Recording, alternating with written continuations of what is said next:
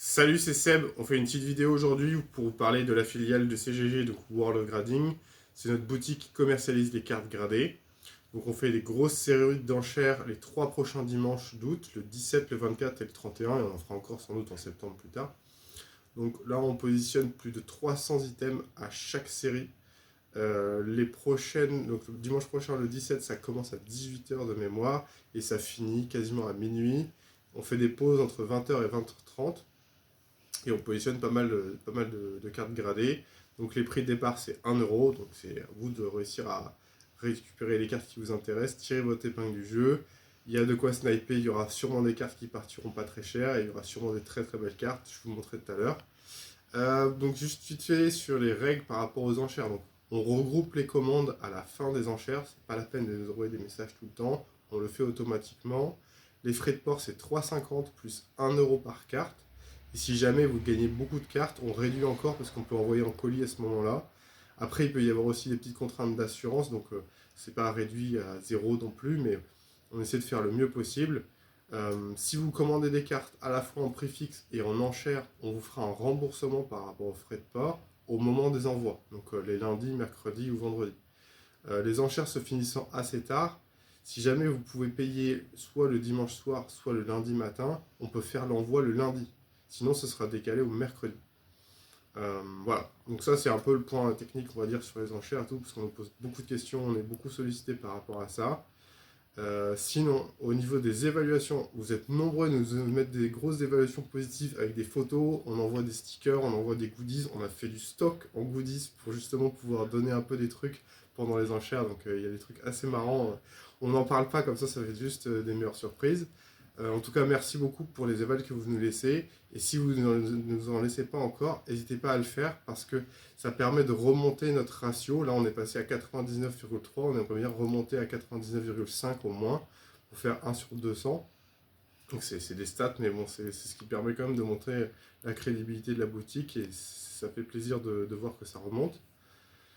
Voilà. Bon, ensuite, de quoi on peut parler? euh, Réduction.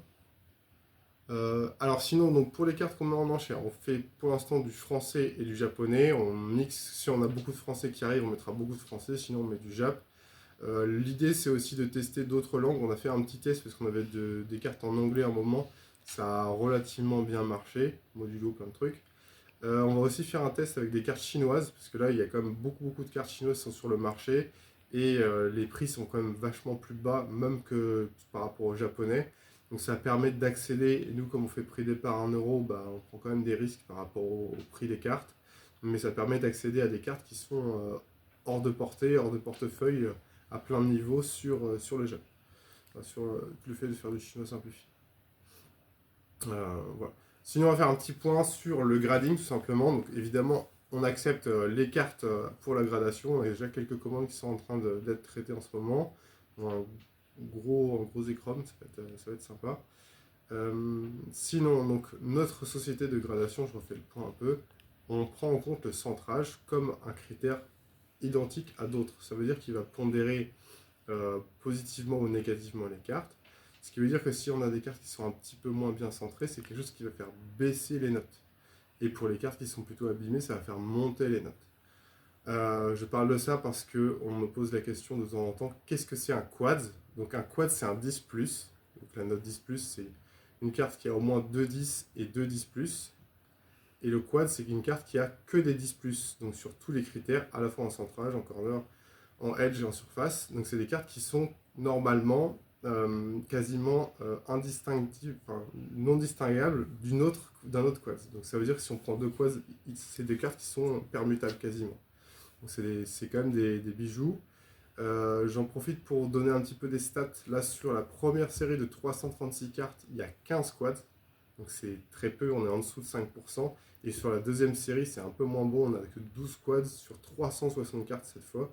Donc c'est quelque chose qui est assez rare, mais en moyenne, on va être au-dessus de ça. On peut espérer avoir sur des bonnes séries peut-être 10% de quads, ça peut arriver. Bon, j'ai hâte de voir ce que ça va donner, mais ça peut arriver. Donc là, on est sur quand même des quads qui sont assez bas. Je vais vous montrer un petit peu donc, les cartes qu'on a pour la série de dimanche 17. Donc là, c'est des cartes qui seront vendues à partir de 20h30, entre 20h30 et 21h30. Voilà. Donc on a du 151, tac, tu vois là, tu calmes? Oui. Tac, un Mewtwo, tac, un Latias. Waouh, il est magnifique. Non, c'est celui-là qui est magnifique. Un Raichu en quads, tac, donc une petite concentration. Donc le 151, on en a pris beaucoup, on va en sortir énormément donc, dans les différentes enchères, donc il y en aura quand même pas mal à récupérer. Là par exemple sur cette carte là on voit par exemple qu'il y a un écart entre les deux sur les côtés. Donc cette carte là elle est libre, ça veut dire que si on tapote un petit peu, on va la faire bouger, voilà elle a bougé un petit peu. Les cartes peuvent bouger d'environ 1,5 mm à l'intérieur des boîtiers, elles ne sont pas fixées à l'intérieur, elles ne sont pas compressées, elles ne sont pas abîmées d'une quelconque façon que ce soit. C'est notre boîtier qui permet ça.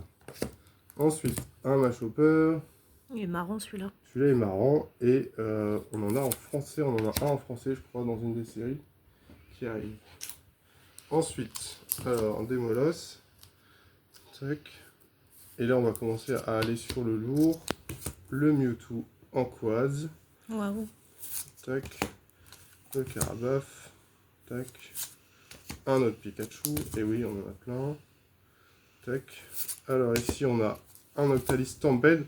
Donc il est Stampede comme ça, et il est indiqué Stampede sur la carte. Donc il y a plusieurs versions de Stampede, mais on ne fait pas les distinctions, parce que normalement c'est quand même assez visible sur les cartes, le GameStop, etc. Les différents stamps qui peuvent exister. Ça, c'est le Terra Crystal. C'est le Terra Crystal en Stampede toujours. J'ai fait les 4 que j'avais d'affilée, et après il y a un Touridon.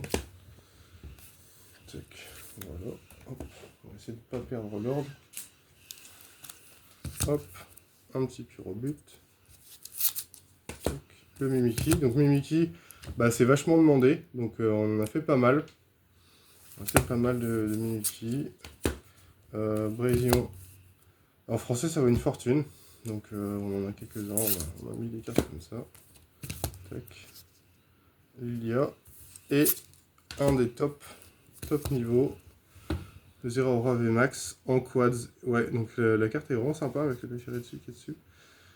Je suis assez content d'avoir une belle note comme ça sur une carte comme ça, parce que déjà on est sur une carte qui est normalement qu'on va pas grader de série, pareil pour Darkrai. Ça c'est des cartes qu'on a récupérées dans des rachats de collection, et c'est des valorisations de cartes qui on espère seront relativement correctes, parce que normalement on va pas envoyer en prix départ en euros des cartes de cette valeur là. Donc Celui-là. le Dracofeu, donc le Dracofeu en 10+, le TG03. On a vendu des 10 à 80 euros, donc j'espère que ça se valorisera relativement bien durant les enchères. Je pense que cette carte va continuer de monter. On a stocké quand même pas mal, donc on va en distribuer au fur et à mesure des enchères. Donc on est en... Je crois que j'en ai plus en 10 en prix fixe, mais on doit avoir des 9,5, on les a positionnés à 55 euros en 9,5. Encore un Latias. Et après, qu'est-ce que j'ai d'autre?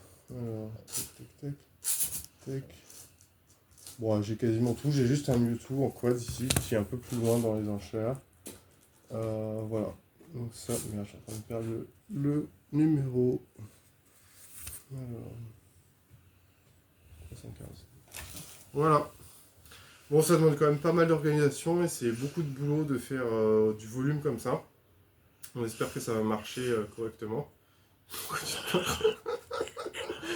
Bah quoi, c'est vrai. Bon, allez, petit mot de la fin, depuis que mon caméra n'a craqué. Juste, merci beaucoup pour vos enchères, pour suivre CGG, pour être assez intéressé par les cartes Pokémon. On fait nos efforts pour essayer de distribuer donc là, le plus de cartes en enchères. On va mettre beaucoup de quantité sur des cartes qui sont très connues pour essayer de faire venir le plus de personnes possible dans l'aventure. Et puis, on espère que vous trouverez les cartes qu'il vous faut dans les différentes enchères qu'on fait. Puis on va essayer de faire tourner la boutique. Donc voilà. Allez, il n'y a plus qu'à. Merci beaucoup, bonne journée.